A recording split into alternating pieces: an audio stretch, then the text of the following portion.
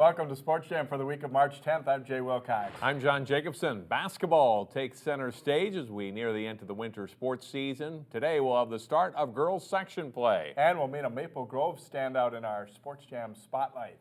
Let's get started with boys section finals. Champlin Park and Osseo split their two regular season meetings. The third came with a state tournament berth on the line. Rebels, the top seed in the 5-4A tournament, looking to get to state for the first time since 2010. Great start for the Rebels in this one. Ian Smith hits a three to put Champlin Park ahead 16-7.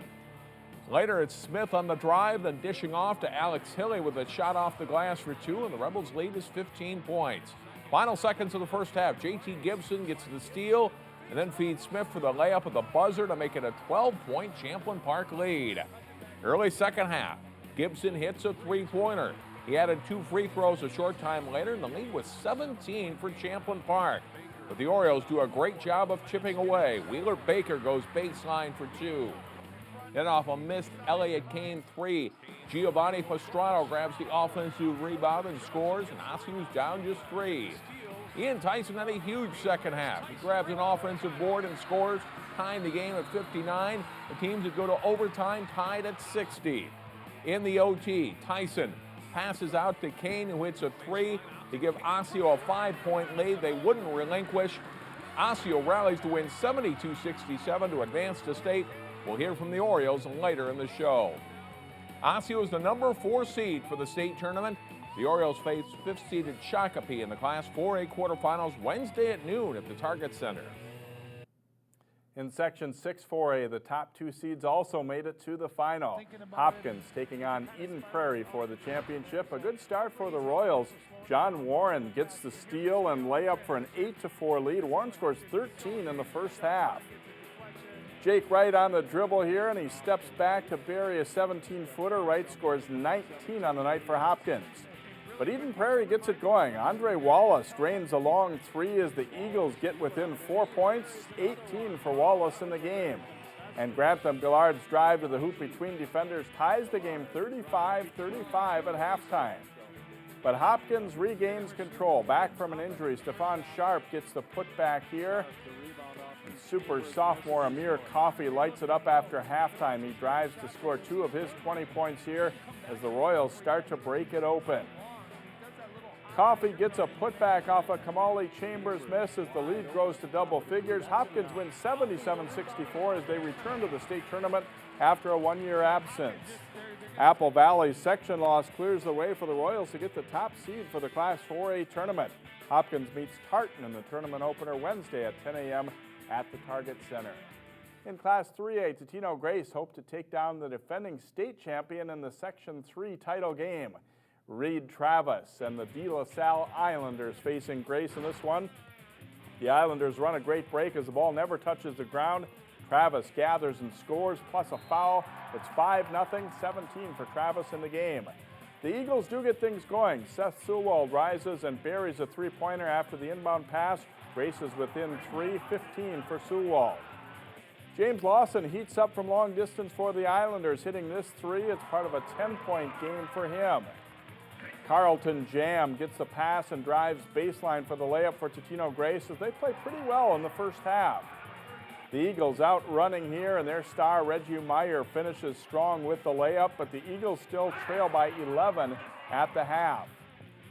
Second half, check out the wicked crossover by Gino Crandall that leads to a layup and 10-point Islanders lead. An inbounds lob leads to a nice hoop from Meyer plus a foul. He scores 22 for the Eagles. But plays like this help De La Salle win. Crandall to Jarvis Johnson for the Jam. De La Salle wins 69-57 to return to state. In Class A, MARANATHA Christian Academy of Brooklyn Park has become a power in recent seasons. The Mustangs faced a former big school power whose enrollment has declined so much they're now in Class A.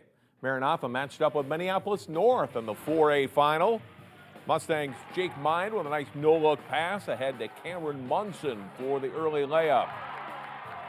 And MARANATHA on the break again. Jeremiah Hansen feeds Josh Goldschmidt for another layup. Goldschmidt with 16 points in the night. North's Eric Rogers takes it from half court and brings it all the way to the basket for two. Rogers scores 14 in the game. The Polars are up 2. Hansen with a little hesitation move, drives, and it's a runner off the glass. Part of a 17-point night for him.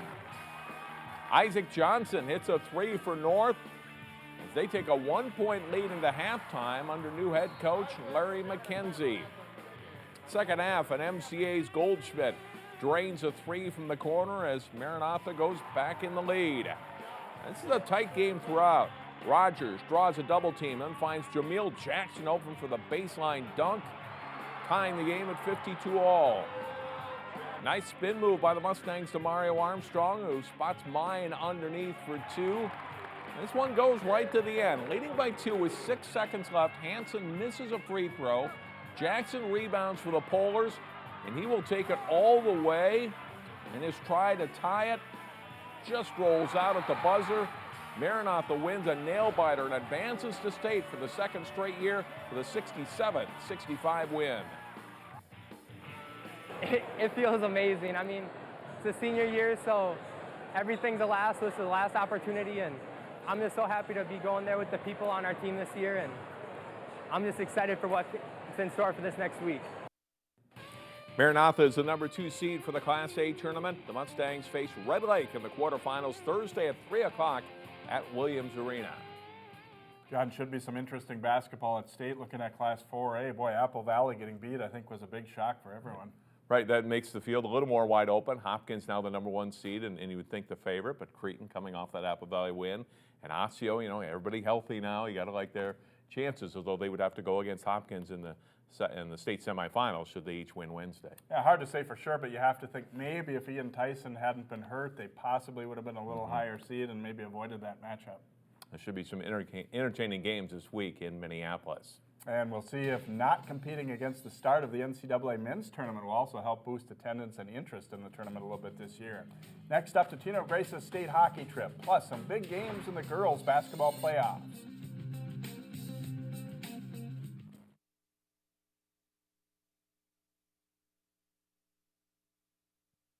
Welcome back to Sports Jam. East Grand Forks and Edina were crowned as champions at the State Boys Hockey Tournament Saturday. Totino Grace lost in overtime in the Class A quarterfinals, but tried to end on a good note as they faced Laverne in the consolation championship.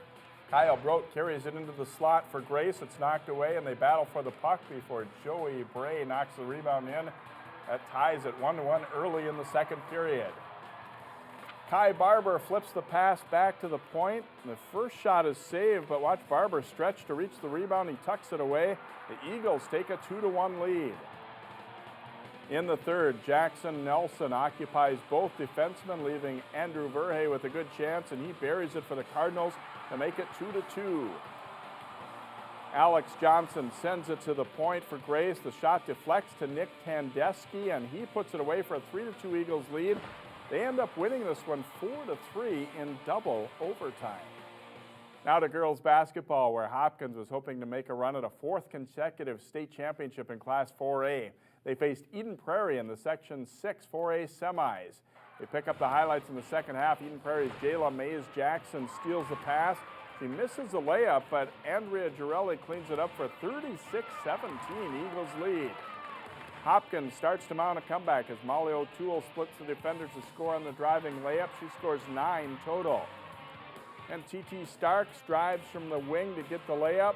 The Royals pull within 10, 39-29 with plenty of time left. The cross-court pass sets up Ashley Bates for the driving hoop, and Hopkins surges to within 4 at 42-38. But Eden Prairie doesn't fold. They get it out to Emma Boehm for a 3, and the Eagles lead at 45-40. They make enough free throws to hang on for a 51-46 win, eliminating Hopkins and ending their 3-year run of titles. In Section 5 of Class 4A, Osseo is looking to advance out of the quarterfinal round against a Cooper team they had routed very early in the season. Hawks looking to even the score here in the postseason. Early first half, the Orioles get the steal. Kiara Russell passes to Maddie Malone for the layup, and the 6-4 Orioles lead. Unique Long scored some big baskets in the first half for Cooper, including this 3. It's part of an 8-0 Hawks run.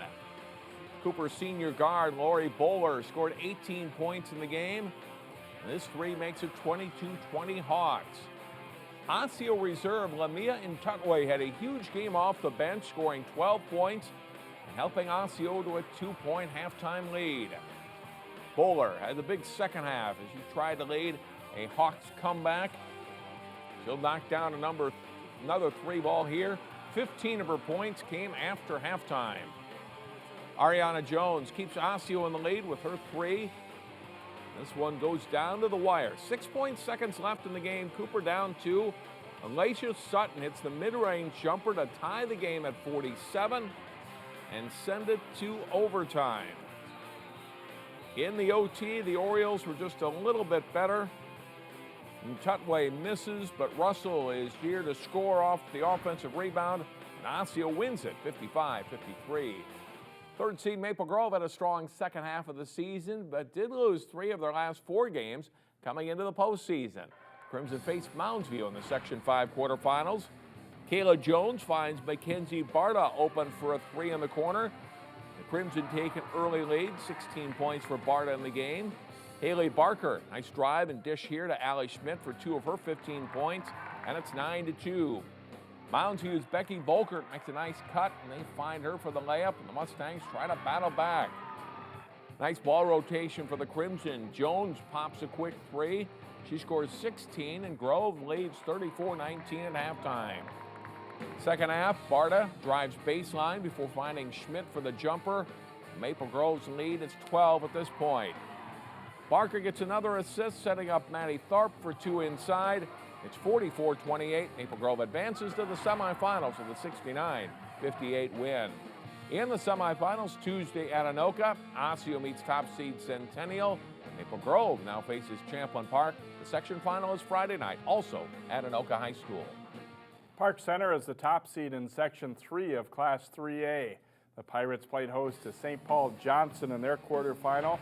Kayla McMorris jumps into the passing lane for the steal and goes all the way in for the layup. She scores 24 in the game for Park Center. In transition, Danielle Schaub takes it all the way for the left-handed layup, and it's 25-12 Park Center. They push the tempo all game long. McMorris outlets to Ann Simonette for the layup. The Pirates are up 59-25 at halftime. Second half, check out this pass. Schaub to McKenna Dubois in stride for the layup and a 61-25 lead. The Pirates roll 89-48. They face Como Park in the semis Tuesday at Maple Grove. After losing their first 7 games of the season, the Providence Academy girls basketball team came into the postseason with a winning record. The Lions faced Minneapolis Henry in the first round of the Section 5 2A tournament. Clara Counts drives and scores, giving the Lions a 13-2 lead. Later in the first half, Taylor Miller is wide open in the corner and drills a 3-pointer. Providence leads 31-4. Ashley Borland picks up an assist, feeding Heather Lure with a pass. That makes it 40-8 Lions at the half. Second half, Counts drives the lane and scores. Providence goes on to win big, 76-10, but they were ousted by Watertown Mayors Saturday. A couple of other local girls basketball teams are still alive coming into the week. That list doesn't include Benilde St. Margaret's, though. The Red Knights lost 66-61 to Holy Family in the Section 6 3A semifinals. In Section 4A, top seed MARANATHA rolls over Edison 67-12 in the quarterfinals. Heritage edges West Lutheran by 3. MARANATHA plays host to Heritage in the semifinals on Tuesday. And of course, champs will be crowned by the end of the week in all of those sections, too. Straight ahead in our Sports Jam Spotlight, we'll meet a Maple Grove girls basketball star who's helped a young team come together quickly.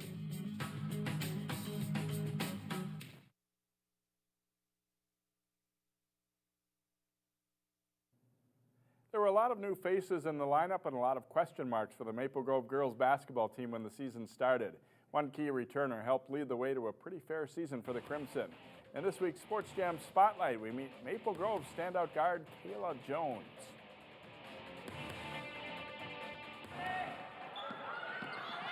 For Maple Grove standout Kaela Jones, it's been a very enjoyable senior season. It's fantastic. Being a senior, first off, is just amazing. and it's a great feeling because it's like teaching younger girls because you're never in that position, but then also it's like all the like intense moments of the games, they come down to you, and I just love having that feeling of having like, oh, I need to make the last shot, or the girls are going to look for me to get the last play of the game. Jones open. While she was the prime offensive force for the Crimson, Jones, who followed her older sister Courtney in the Crimson program, brought so much more to the table than the ability to score. We've been playing together since 8th grade, and she's always the one making everybody laugh. She's always the one biggest leader on the court, and just watching her play, even like when she's in the game and I'm on the bench, it's just an entertainment to show. She's really a great teammate. I'm gonna miss her. Well, it seems like I've known Kaela forever because her sister played in our program a few years ago, and so I mean I've known Kaela since she was a little kid, tagging on her sister's coattails, following her to the gym, and Kaela's been amazing. Kaela's been such a good leader, and she brings such a energy to the gym with her, and such a funny kid, just so full of personality and her laugh, and her teammates just love her. Gets it here. Jones open from the wing. And that's good for 3. The Crimson went 15 and 11 during the regular season. That's better than a lot of people expected, a team without much experience to fare. A lot of people ranked us really low, and they said Maple Grove won't be able to compete. Like, Maple Grove's young, Kaela's coming in, that may be their only player, but they're just not going to be good. And I think we proved them wrong. I think we battled, we won games that we shouldn't have won, and I think it was great. It was a great competition. Kaela's become an outstanding shooter, as a lot of time spent in the gym has paid off. Yes, a lot of hard work. It's been a little bit like, Kaela, you gotta get to the gym. I'm like, Dad, I know, but I'm so tired. Senior year, they're like, get this stuff done. College, especially the second try, was so hectic with college and figuring out where you wanted to go and touring colleges. And then my dad was like, gotta get in the gym. Dad, it's 11 o'clock. Okay, I'll go to the gym, but it's paid off. So, love my dad. Shout out to my dad. Speaking of college, Jones will leave Minnesota but stay in the Midwest to play D3 basketball. I'm going to Elmhurst in Chicago. It's like right out of Chicago, about 15 minutes. So I'm gonna be a Blue Jay next year. I wanted to go far away, like really far, like Florida, but the close, me and my mom compromised. Chicago was the place we settled for, but yeah. I love the family. Like they are so about family, and that's just like the way I connect with like basketball. If I know that these girls are close and I know that these girls will work hard together and fight together, that's something that just connects with me like right away. Kaela Jones may not be a household name like some of the other girls stars in the Northwest Suburban Conference, but there is plenty of respect for the player she's become. The coaches know, because when you talk to the coaches, they say, well, when you play Maple Grove, you got to stop Kaela Jones. And so they know, and that's, she's quietly gained a lot of respect in this conference and is just a tremendous player. Maple Grove takes on Champlain Park in the Section 5 semifinals Tuesday night. The winner meets the Osseo Centennial winner for the title Friday. John talks basketball with the Osseo boys next, plus our plays of the week.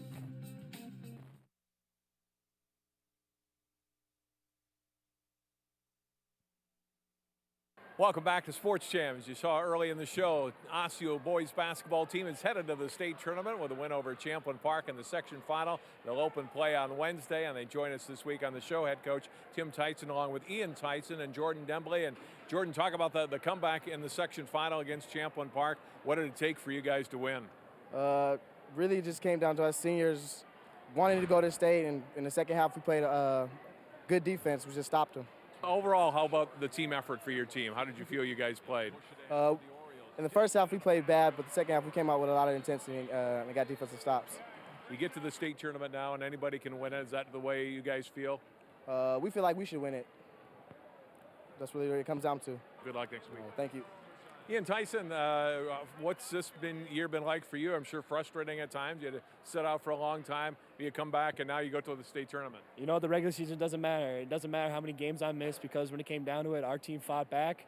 We lost 4 games in a row, but nobody's going to remember that. All they're going to remember is how hard we fought in the second half, how we showed our Osseo determination, never to give up on one play. The regular season doesn't even matter now because it's a whole new beast now that we're in state. You had to rally to win both of these section games here at Rogers, Maple Grove early in the week, and then Champlain Park. How did you guys do it? I think our senior leaders really stepped in big, me and Wheeler in particular, since, we were part of that last year, and me, this being my 5th year, kind of going through the war. So I think we were able to calm our team down. when we got down at halftime, just say, you know what, they're gonna make their runs, but we haven't made ours yet, and we're still in this game, right? In this game. So I thought that we did a great job keeping cool and just playing our game. How about the disappointment of last year? Even though you had won a state championship 2 years ago, you lose in this spot a year ago. You don't want to do it again, I'm sure, as a senior. It feels a lot better being here than last year. Congratulations. Good luck this week. Thank you. Coach Tim Tice said it's got to be one of the greatest comebacks against a quality team that you've had in your coaching career, I'm sure. By far. This was an outstanding team victory. It wasn't just one individual that became this victory. It was a total team effort here. How much do you like that as a coach? You see guys like Ellie Kane comes up and hits the big three. Giovanni plays good defense, and Jordan and everybody come and play. It's a true testament of, early in the season when we had injuries with Ian and Matt Mecke, it allowed our other players to get crucial playing time. And I think that gave them confidence and minutes to step in when it actually counted.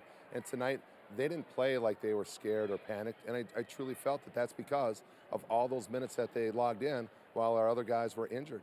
You go to state, you know what it's like to get there. What do you tell these guys to get ready to play ball on Wednesday? You know what? It's going to be that why not Osseo? This is a wide open, tournament field. There are some great teams in there, but why not Osseo winning that state championship? We have just as good of a shot as anybody else. Congratulations. Enjoy this one. We'll see you this week. Sounds good. Thank you very much. Osseo Orioles headed to the state tournament. And again, they will open play on Wednesday. As we go to break, let's take a look at the Class 4A tournament bracket, plus our plays of the week.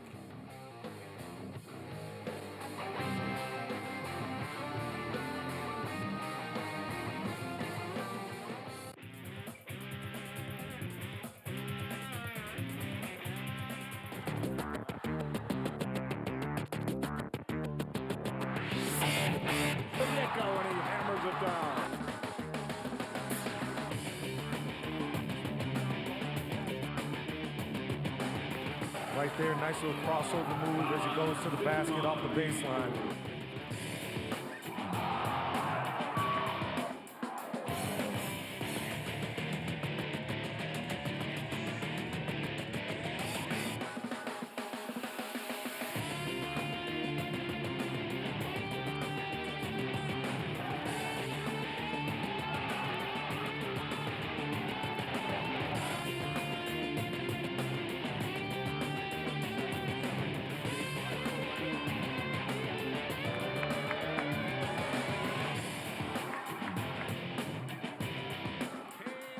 The Osseo Orioles are going to state.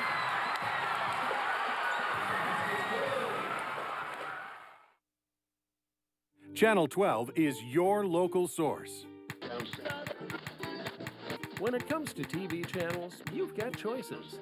As a matter of fact, you've got lots of choices. But only one channel is your local source in your community every day, bringing you the news, sports, events, and city information that affect you. So seek out the source. Channel 12, 30 years your local source. Our games of the week are two local girls basketball section finals. The Section 3 3A game, likely involving Park Center against the De La Salle Totino Grace winner, is Friday at 6 at Anoka High School. Watch it Saturday morning at 7 and Sunday evening at 7. That's followed Friday by the Section 5 4A title game, matching the Osseo Centennial winner against the Maple Grove Champlin Park winner. See that game Saturday at 10 a.m. and Sunday at 10 p.m. on Channel 12 and 12.tv. And that's it for this week. We have just a couple of shows left in this winter sports season. Next week, we'll have state boys basketball and adapted floor hockey highlights, plus section finals in girls basketball. We'll see you then.